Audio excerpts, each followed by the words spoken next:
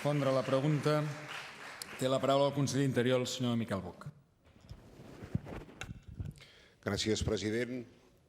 Gràcies, diputat. Bon dia, diputats i diputades. M'ha fet, diguem-ne, un reguitzell. En els 2 minuts i mig m'ha fet un reguitzell de coses que jo crec que necessita una resposta una miqueta més profunda, però bé, en aquests 2 minuts i mig intento totes les preguntes que ha fet.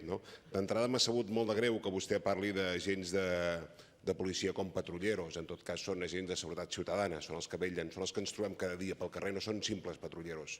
Són persones que cada dia baixen del cotxe, donen voltes a peu, baixen del cotxe i no saben què es trobaran. Per tant, jo li demanaria una miqueta més de respecte, que és la gran secció que són els que estan cada dia a peu de carrer, per tant, no els tracti de patrulleros.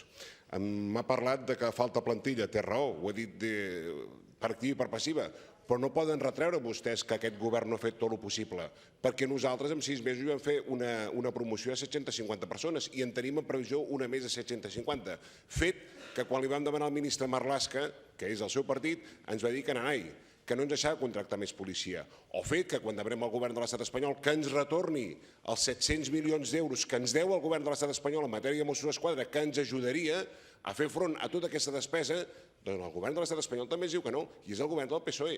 Per tant, ja està bé que ens reclami, perquè jo vull ser millor, i que vostès estiguin aquí d'una forma activa m'ajuda, però ha de fer el mateix també amb els seus de Madrid. També demani-los que ens tornin els diners, que ens deixin fer promocions i a partir d'aquí anirem tots una miqueta millor. Ha parlat de l'ASI. Jo no entenc quin és el problema. A Espanya això funciona des de Leopoldo Calvo Sotelo. I ara els preocupa aquí a Catalunya?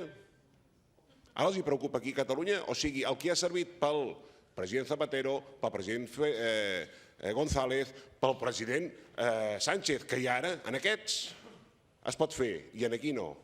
Per què volen tenir ciutadans espanyols de primera i ciutadans catalans de segona? És que aquí no podem tenir també una àrea de seguretat institucional al president, igual com té l'estat espanyol? Quin problema hi ha?